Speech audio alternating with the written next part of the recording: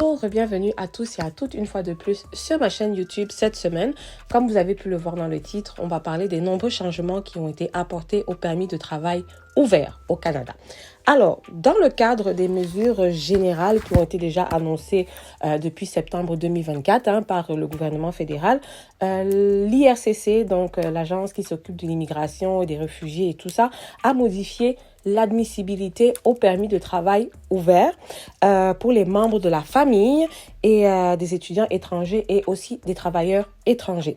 Qu'est-ce que ça veut dire dans les faits? Donc, dans les faits, à compter du 21 janvier 2025, donc la semaine prochaine, mardi, s'il me semble, oui, seuls les époux ou les conjoints de fait de certains étudiants étrangers et des travailleurs étrangers, donc, pourront demander un permis de travail ouvert familial.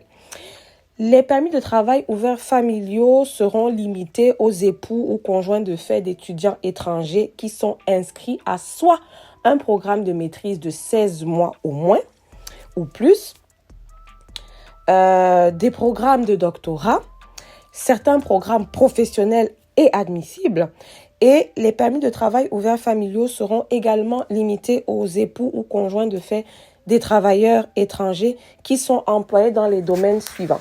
Alors, on a les professions de catégorie de fer 0 ou 1. Donc, dans les fer 0, ce sont tous les postes de gestion. Dans les fer 1, c'est tous les postes pour les personnes qui ont minimum un diplôme universitaire. Ensuite, on aura aussi certaines professions de catégorie fer 2 ou 3. Les fer 2, c'est toutes les personnes qui ont à peu près un diplôme d'études collégiales. Souvent, tu vas avoir les techniciens en réseau informatique, ce genre de poste-là.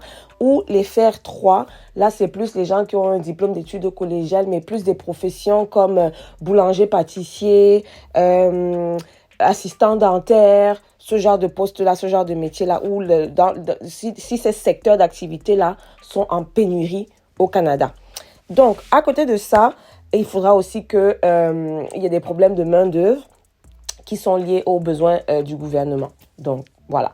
Si tu es donc le conjoint de quelqu'un et que toi, tu travailles dans ce genre de profession-là, dépendamment de s'il y a pénurie, dépendamment de si tu peux être admissible à demander un permis de travail ouvert familial.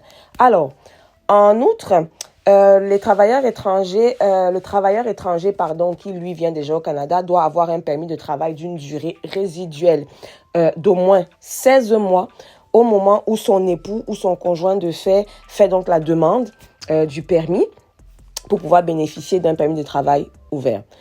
Les enfants à charge des travailleurs étrangers ne seront plus admissibles. Ça, c'est un gros changement. Dans les cas où les étudiants, eux, ils ont souvent besoin de plus de temps pour terminer un programme, ou lorsque les membres de la famille ont requis un permis de travail d'une durée plus courte que celui du demandeur principal, les membres de la famille au Canada, y compris les époux ou conjoints de fait et les enfants à charge, peuvent demander le renouvellement de leur permis de travail à condition que vous ayez les conditions que je vais énumérer à la fois. Il faut à la fois qu'ils présentent une demande selon les mêmes critères que le permis de travail actuel, que la durée demandée pour le renouvellement corresponde à celle du permis d'études ou du permis de travail existant du demandeur principal. Donc, ces deux conditions-là doivent être remplies simultanément. Les époux ou les conjoints de fait des travailleurs couverts par des accords de libre-échange et ceux qui passent à la résidence permanente ne seront pas touchés par ces changements.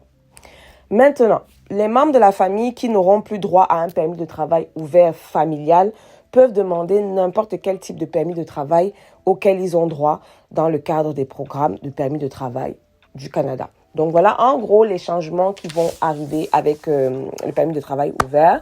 Ceci ouvre sur la voie donc à d'autres provinces. En préparant cette vidéo, j'ai vu que par exemple, le Manitoba était ouvert à accueillir plus d'immigrants dans leur province. Donc peut-être que les gens vont se rediriger vers le Manitoba, les programmes qui sont offerts par la province du Manitoba. Donc ça, peut-être, je reviendrai plus en détail dans une autre vidéo dédiée au Manitoba. Donc ceci, c'était juste pour annoncer les changements qui s'en viennent avec le permis de travail ouvert. Donc si vous avez des questions, vous pouvez les poser en commentaire. N'hésitez pas à liker, commenter, partager cette vidéo. Activez la cloche de notification, vous abonner à la chaîne. Comme ça, quand je publie des vidéos, vous êtes tout de suite avisés. Et je vous retrouve bientôt pour une autre vidéo.